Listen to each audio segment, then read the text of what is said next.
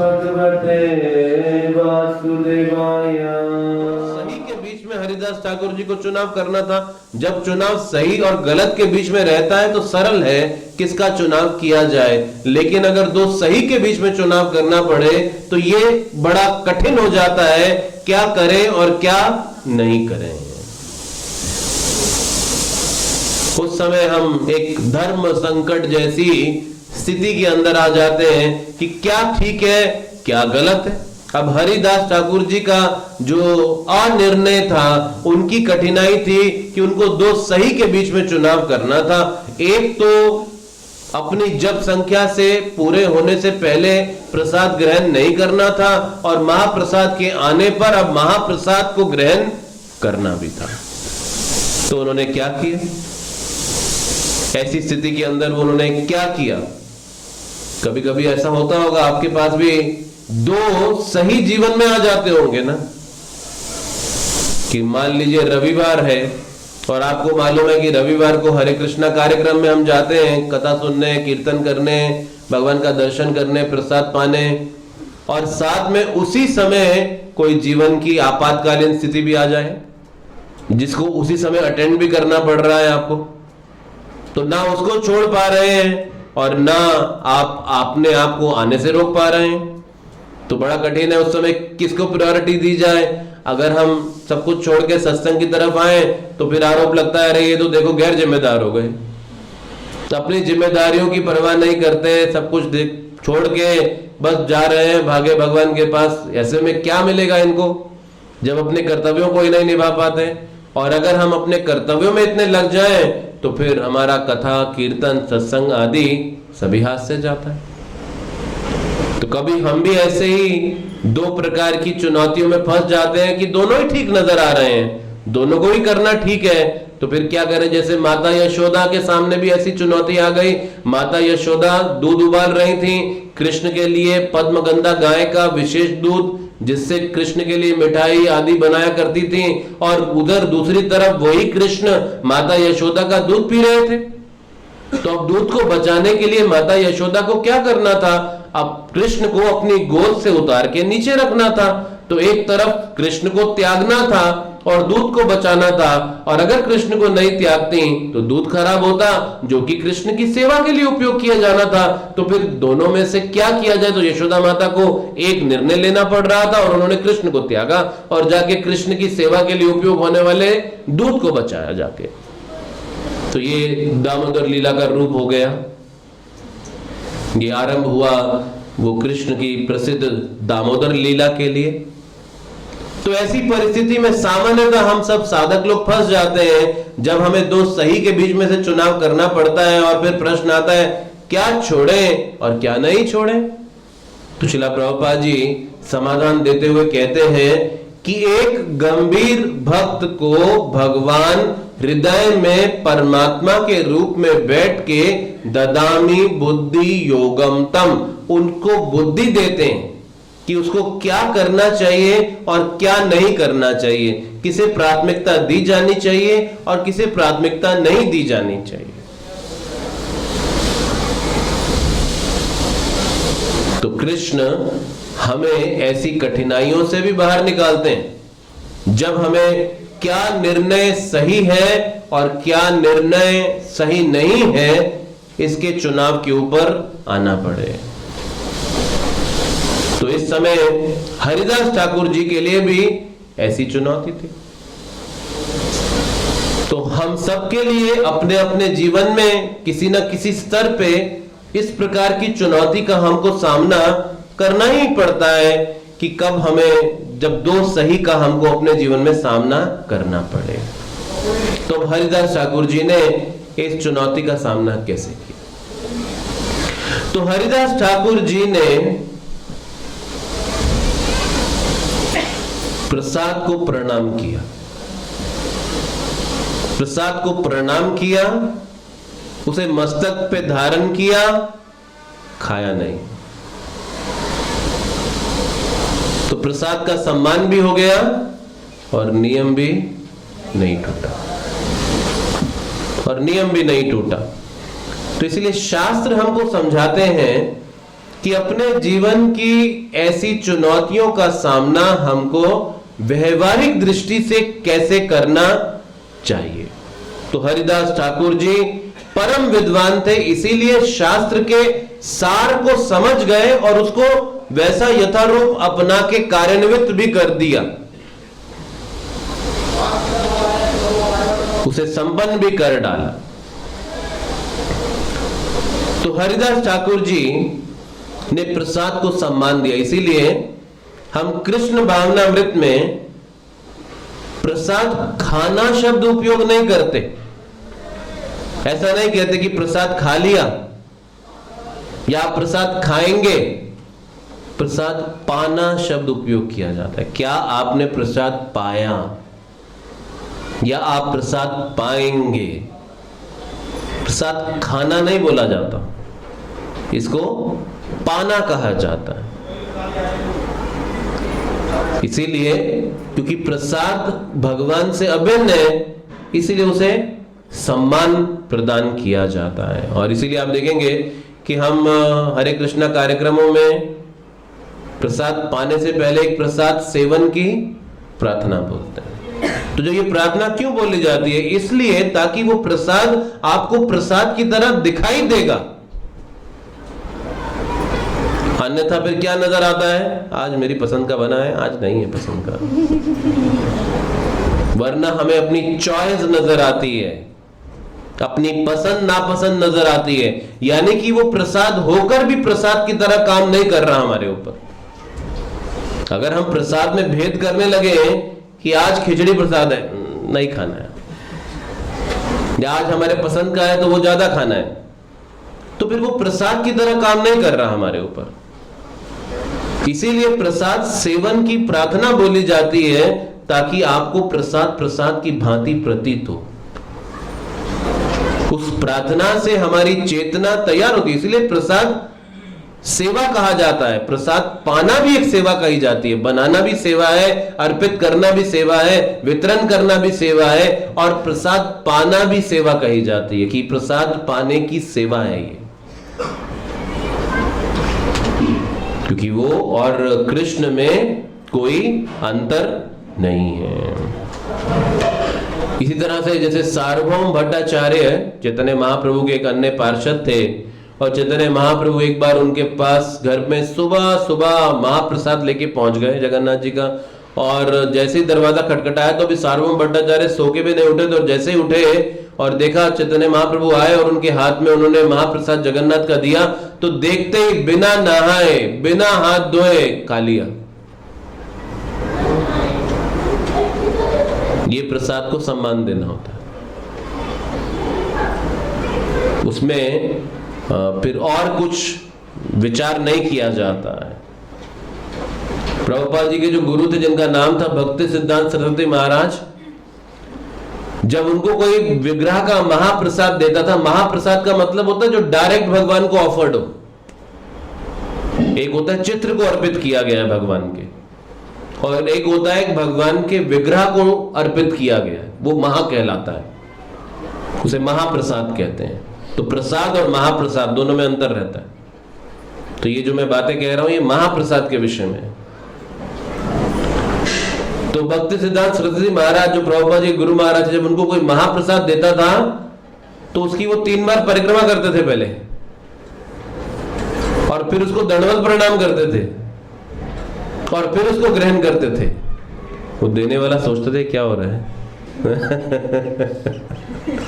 वो पहले वो वही आश्चर्यचकित हो जाता था, ये क्या कर क्या रहे हैं तो ऐसी महिमा है महाप्रसाद की।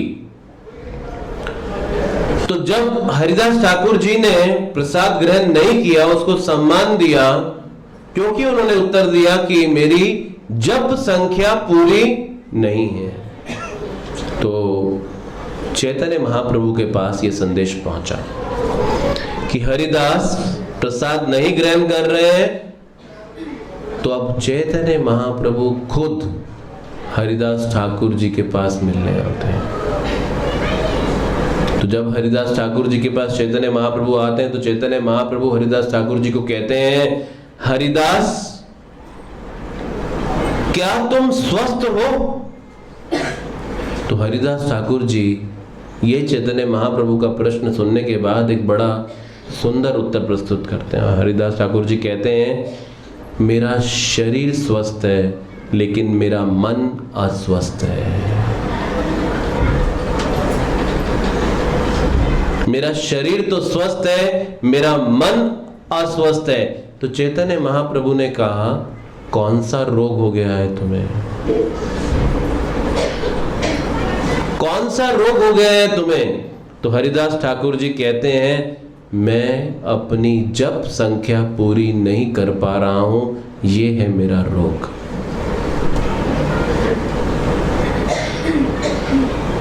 तो भगवान के नाम का जप की जो संख्या उन्होंने ली थी 3 लाख नाम, वो पूरी नहीं कर पा रहा हूं और ये है मेरा रोग। क्यों नहीं कर पा रहे थे पूरी? वृद्धावस्था के कारण।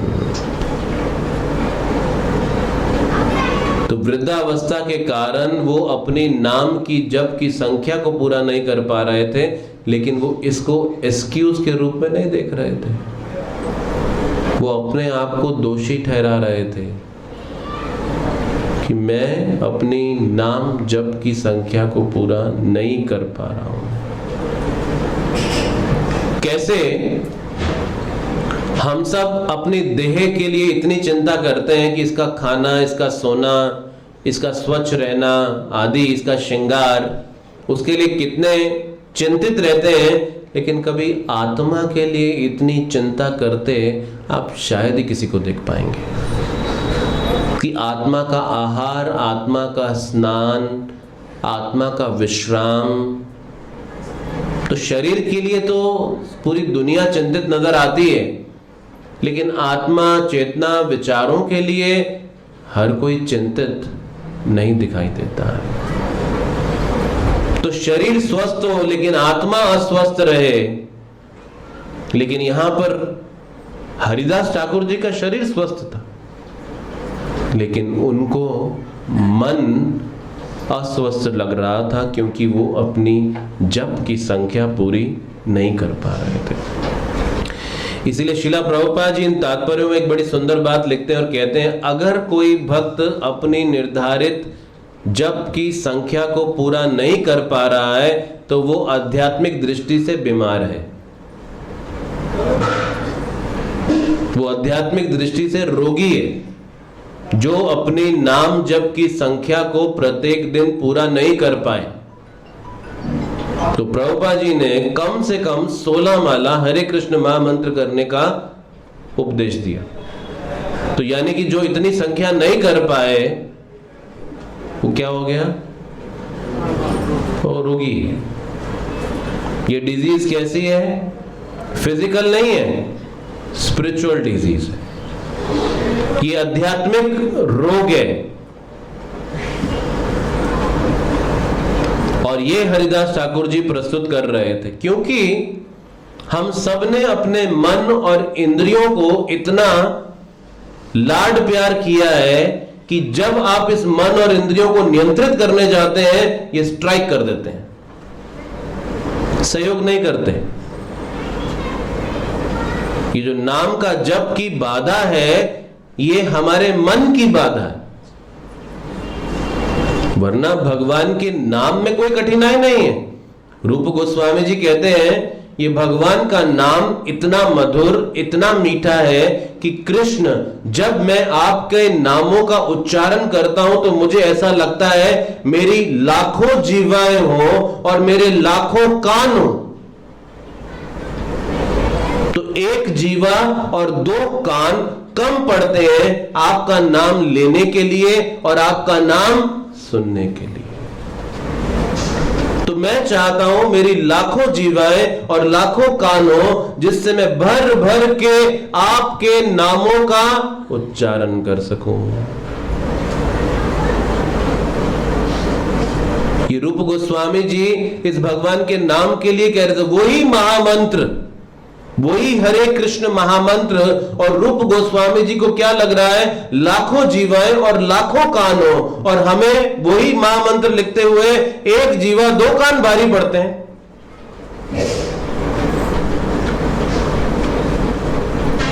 तो नाम वही, अंतर क्या आ गया?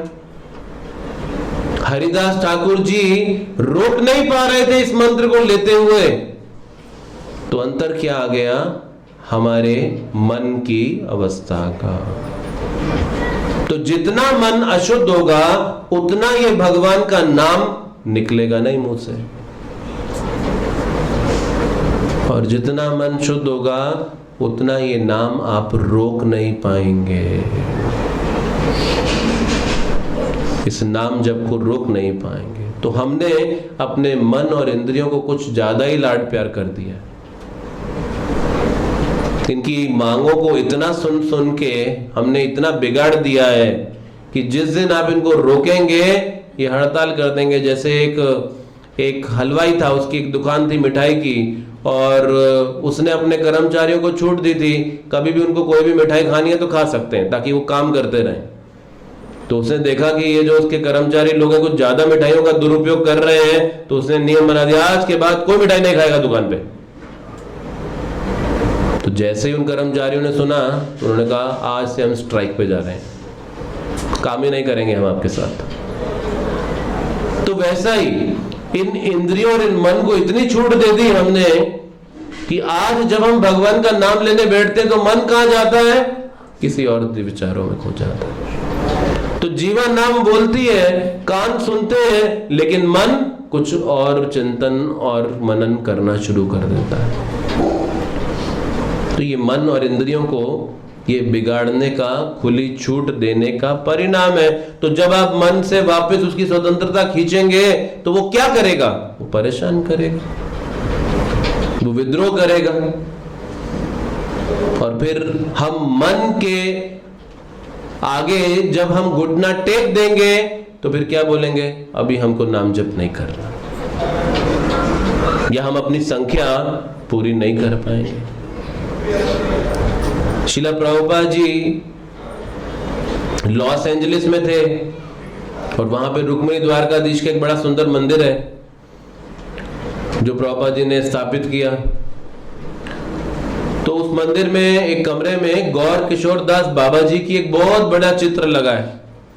तो गौर किशोर दास बाबा जी प्रभुपाद जी के गुरु हैं, और वो बड़े वृद्ध थे, और प्रभुपाद जी उनके चित्र को ध्यान से देखते हुए बोलते हैं, देखो ये कितने वृद्ध हैं लेकिन फिर भी जप कर रहे हैं, फिर भी जप कर रहे हैं। यानी कि इनकी शारीरिक आयु से इनकी भगवान के नाम भजन में कोई प्रभाव नहीं पड़ा है, वो अभी भी किया जा रहा है।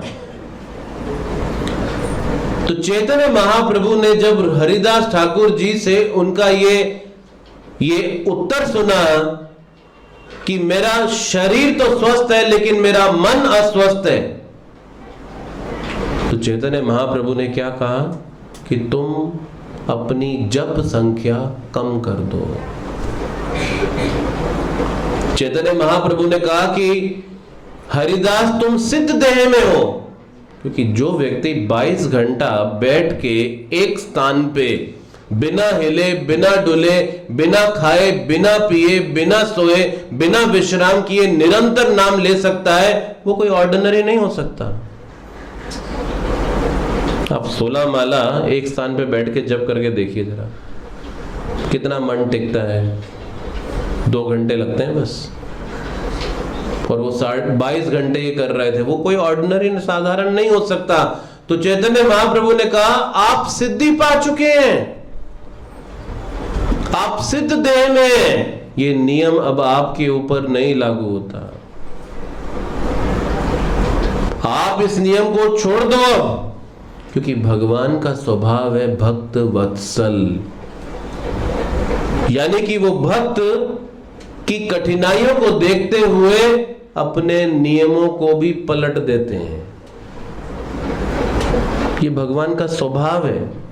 कैसे सनातन गोस्वामी 88 साल के हो गए थे और रोज गोवर्धन की परिक्रमा करते थे इतनी आयु में भी, और वो भी बाहर से 39 किलोमीटर की परिक्रमा डेली, और एक दिन परिक्रमा नहीं हो पा रही थी शारीरिक आयु की वजह से।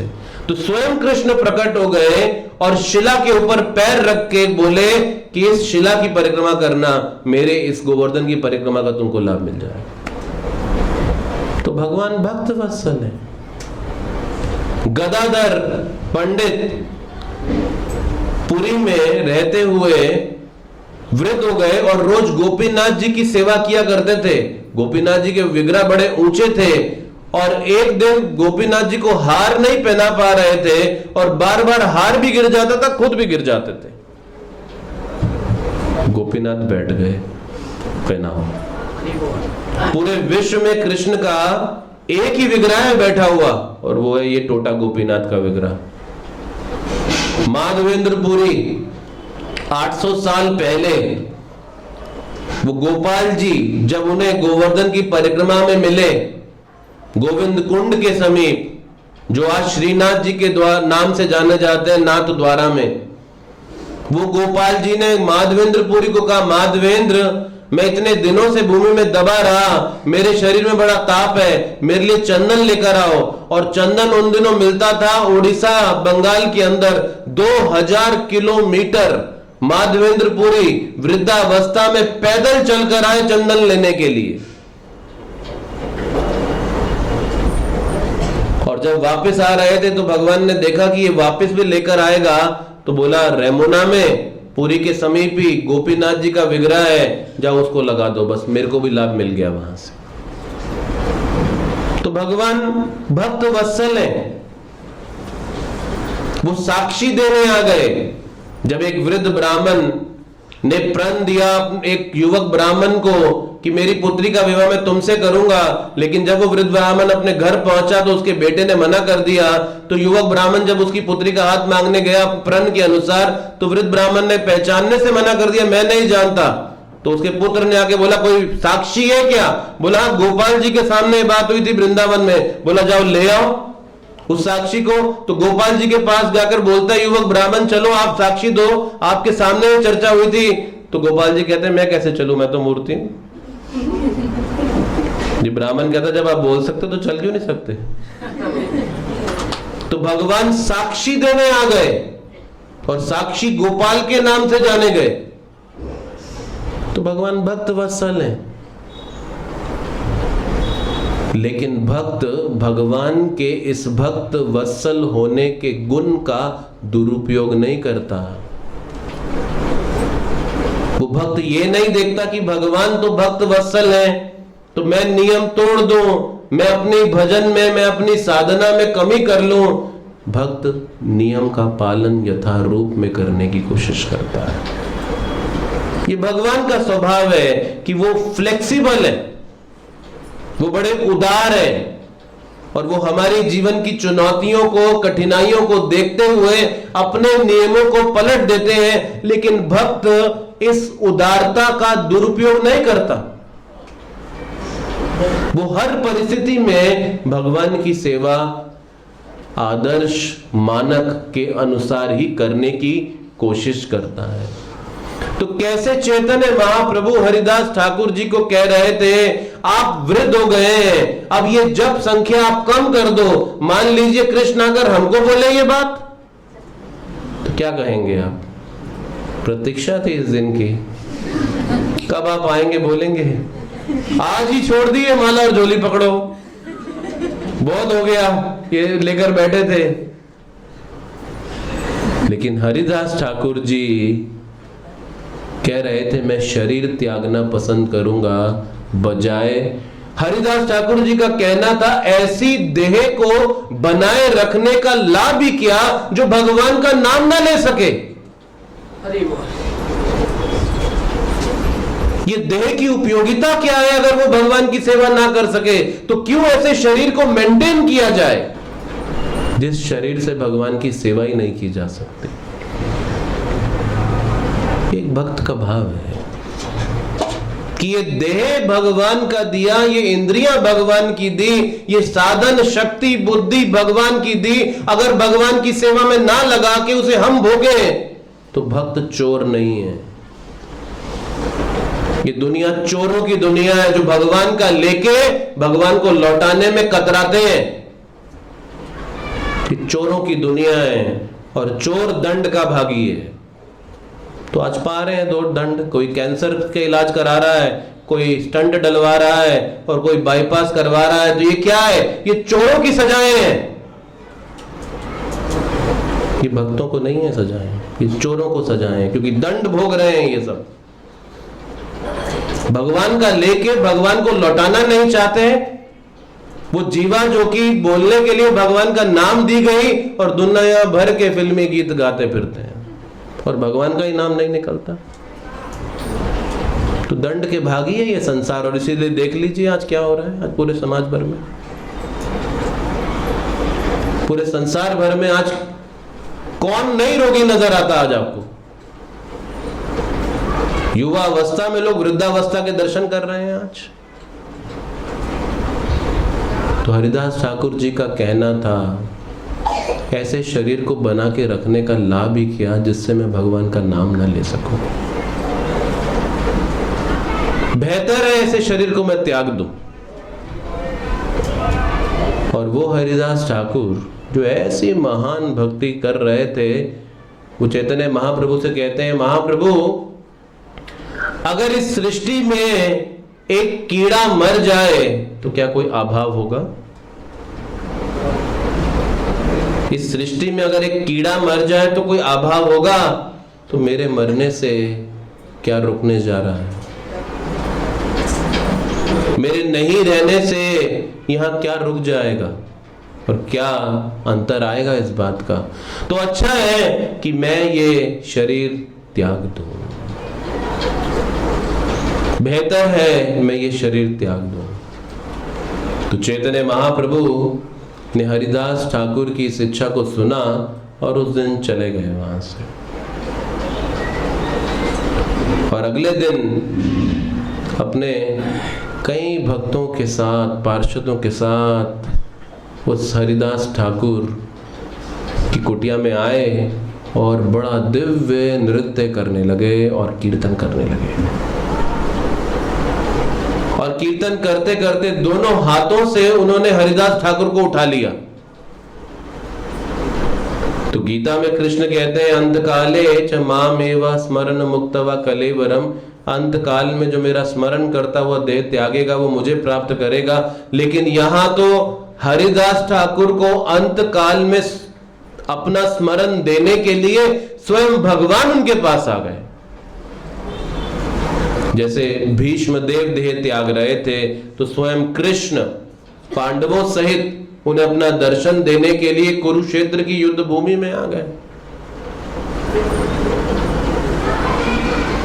उसी प्रकार से यहाँ पर हरिदास ठाकुर को चैतन्य महाप्रभु अपना दर्शन देने के लिए आ गए। और उस कीर्तन और नृत्य के उन्माद में हरिदास ठाकुर जी चैतन्य महाप्रभु का मुख चंद्र देखते हुए उन्होंने देह त्याग दिया।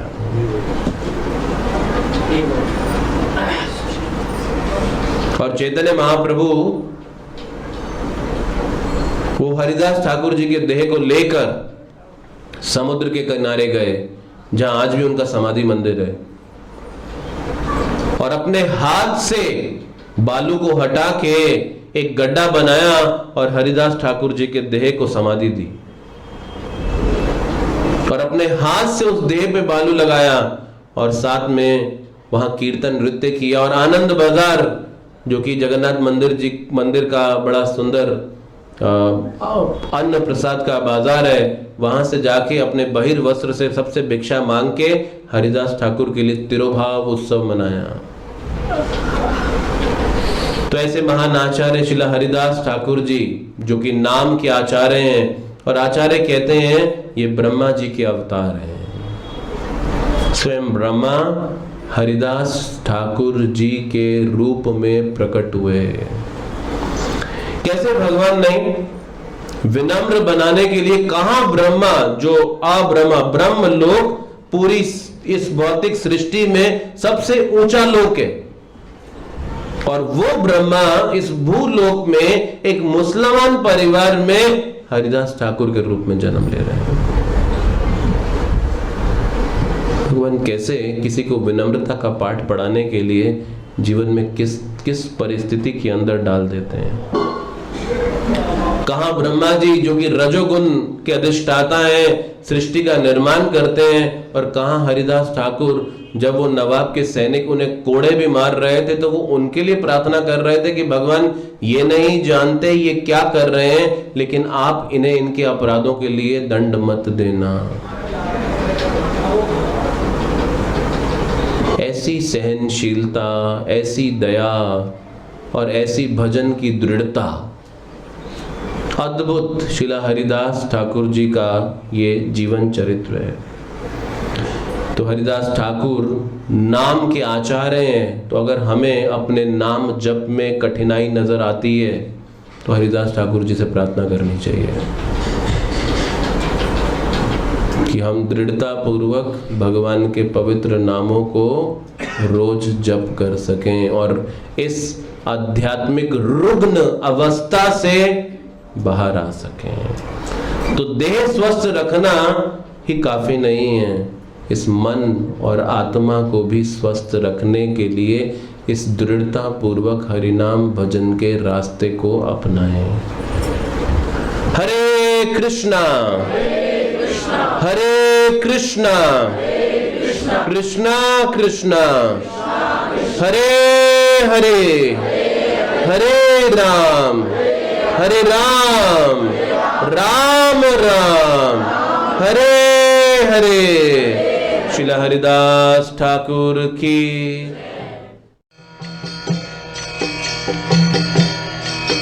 हरे कृष्णा